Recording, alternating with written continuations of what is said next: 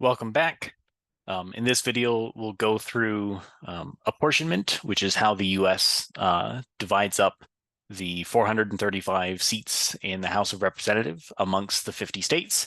And we'll see one method for doing so. But to start, I wanted to show you the precise place in the U.S. Constitution that mentions apportionment and how it's carried out.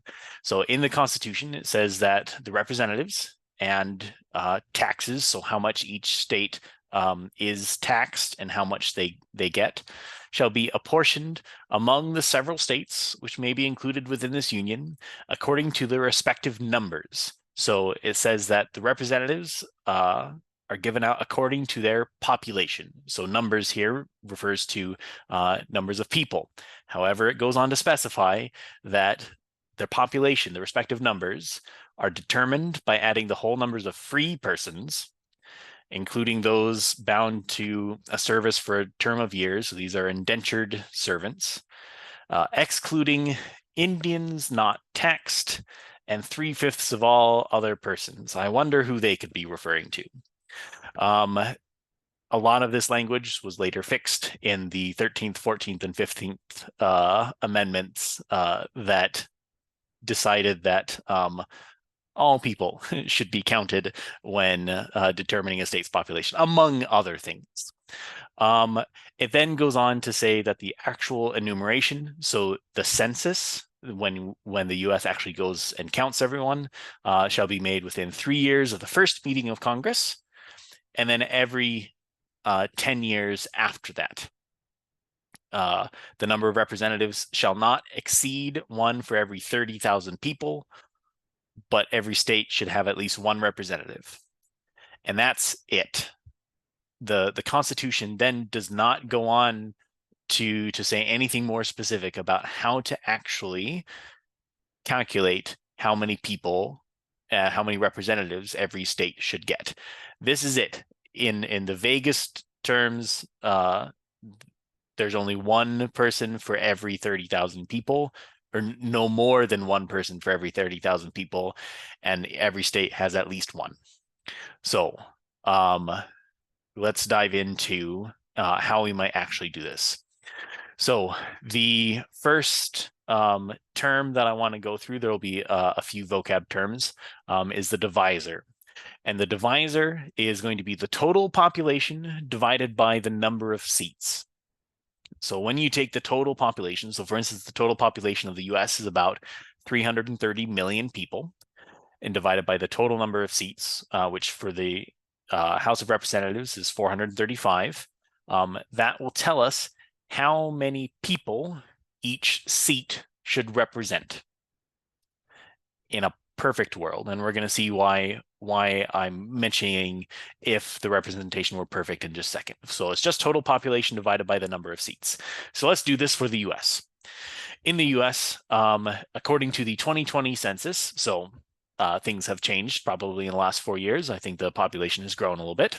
But in the 2020 census, there were 331 million people, and there's 435 seats in the House of Representatives.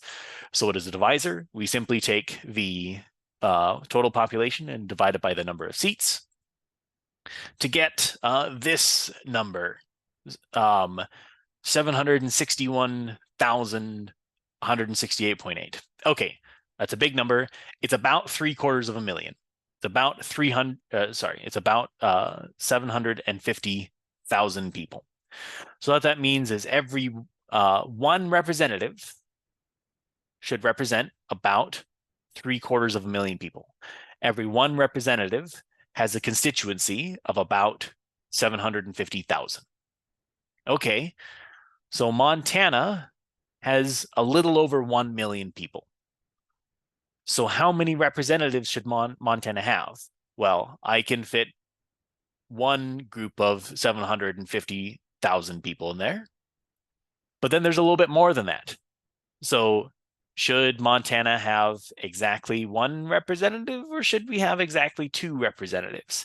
Because if we were to divide that out, we should probably have 1.4 representatives. But again, talking about 0.4 of a person is a bit non-kosher. So when we say that Montana has 1 million people, well, that's more than one representative, but that's less than 2 representatives. So at some point during our methods, we're going to have to say, well, Montana either gets 1 or 2. So the divisor is the most important step in any apportionment method, and it's going to be the first. So the apportionment method that we're going to see today is what's called Hamilton's method. It has 4 steps. The step number 1 is find the divisor. We know how to do that. You take the total population divided by the number of seats.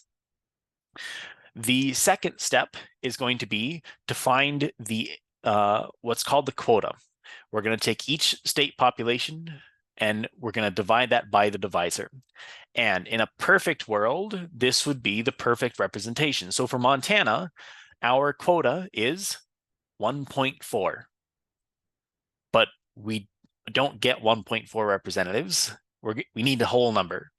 Representatives are a discrete commodity, so we should either get 1 representative or we should get 2 representatives.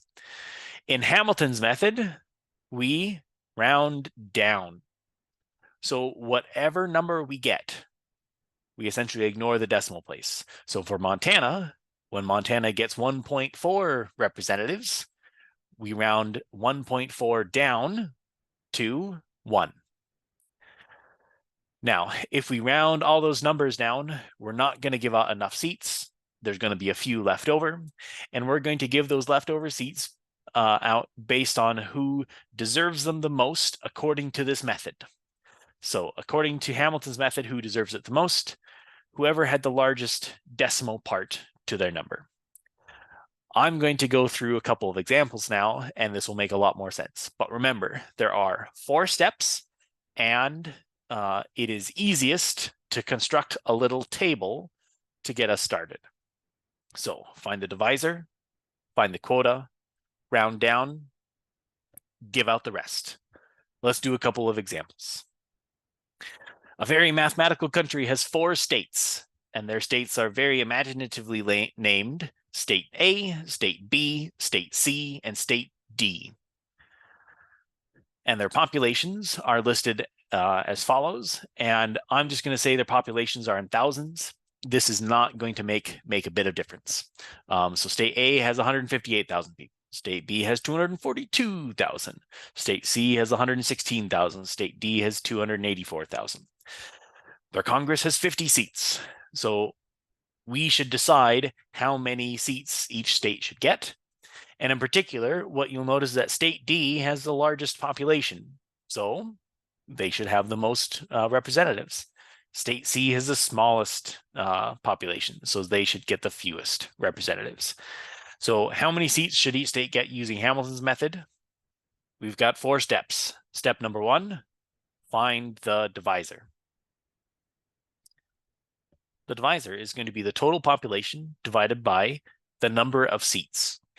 And here I want to show you a great resource that I'll be using in class quite a bit. So if I exit out of this, Desmos is a great online calculator, and it displays all of your previous calculations so that you can go back to them very easily. So I will be using Desmos throughout this. So our states have a population of 158,000, 242,000. So 158,000, 242,000, 116,000, and 284,000. And that gives us a grand total of 800,000 people. So I take my 800,000 and I divide by the number of seats.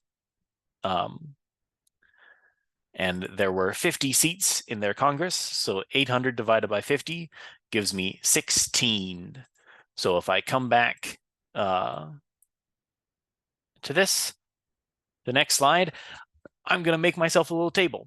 I'm going to say all my states. I've got state A, state B, state C, and state D, and my populations down below. And then I give my total. So here I can remember everything. The total number of seats I have is 50, and my divisor is 16. So what this is saying is that every 16,000 people should get one representative. So how many 16,000s of people will fit into state A? That goes on to step 2. I need to find my quotas. So step 2, I take each population, so 158 for my state A, and I will divide by my divisor, hence the name divisor. So I get 9.875, which means that state A, if everything were perfectly proportional, should get 9.875 representatives. That doesn't make a whole lot of sense because we shouldn't be dividing up people into decimals and fractions. So let's just record this for now. If we take 158,000 people and divide that by 16, we'll get 9.875 representatives. If we do the same thing for state B has 242,000 people, and we divide that by our divisor, so state B should get 15.125 representatives. State C gets 7.25, state D gets 17.75. In a perfectly proportional system, this is exactly how many representatives they would get, but we're not going to divide up people into decimals and fractions. So instead, step 3 of Hamilton's method says we round down. So 9.875 lies between 9 and 10, and we're going to round down. So Hamilton's method will always round down. So 9 point anything will round down to 9. 15 point something rounds down to 15. 7 point something rounds down to 7. 17 point something rounds down to 17. And there we have it. Now we have some nice whole numbers. State A is going to get 9 representatives, 15, 7, 17. But if you add all that up, we're only giving out 48 representatives. And there's meant to be 50. So the question is, who gets the leftover 2 representatives? There are 2 leftovers. What we do is we look at the decimal parts that we've been ignoring. So 9.875 representatives that A should get. A is only getting 9 representatives, so they're missing 0.875. B, on the other hand, with 15.125, they're missing 0.125 representatives. C is missing 0.25, and D is missing 0.75. So who's missing the most as far as representatives are concerned? State A is missing 0.8. State D is missing 0.7. And they are missing the most. They have the largest decimal part. So we give out the remaining 2 seats to state A and state D. So instead of getting 9, A will get 10. Instead of getting 17, D will get 18. B just stays at 15 because they didn't have a large enough decimal part. And state C gets 7 because they didn't have a large enough decimal part. So this is the final apportionment. A gets 10, B gets 15, C gets 7, D gets 18, and all together, that is our 50 representatives given out. So 4 steps. Find the divisor. Find each of the quotas. Round down. Give out the leftovers. Those are the 4 steps. Find the divisor. Find the quotas. Round down. And give out the leftovers. There will be a question about Hamilton's method on the quiz next week. And guess what? I'm going to give you this entire chart, and you'll just have to fill it in. So as long as you remember the steps, you'll be able to fill in the chart and come up with the final apportionment. I want to do one more example with you. So for a silly example, and I believe these numbers are from the 2020 census, let's say Hill County, Liberty County, Blaine County, and Choteau County, the four nearby counties. So Havre is located in Hill County. These counties decide to form their own country with a parliament made up of 40 members. So the question is, how do we divide up the 40 members? Hill County has the largest population, so they would get the most representation. However, we want everything to be as proportional as possible. So we should use Hamilton's method to do this. We need to follow the 4 steps. First step, find the divisor.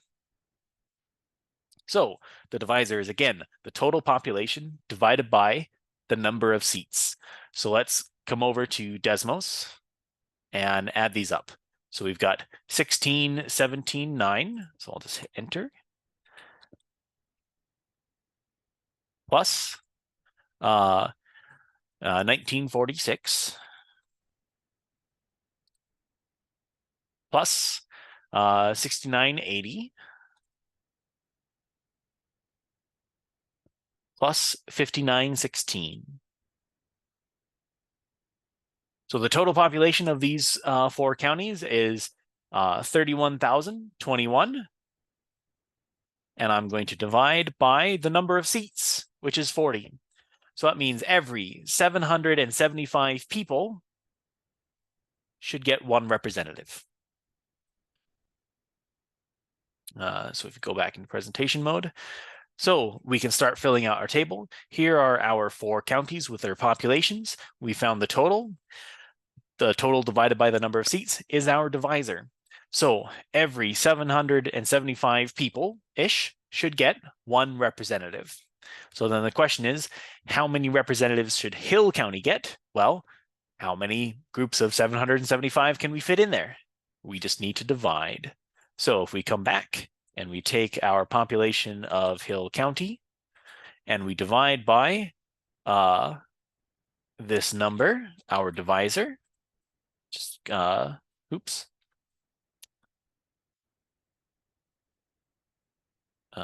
Copy and paste. It is not working. I'm just going to type it in.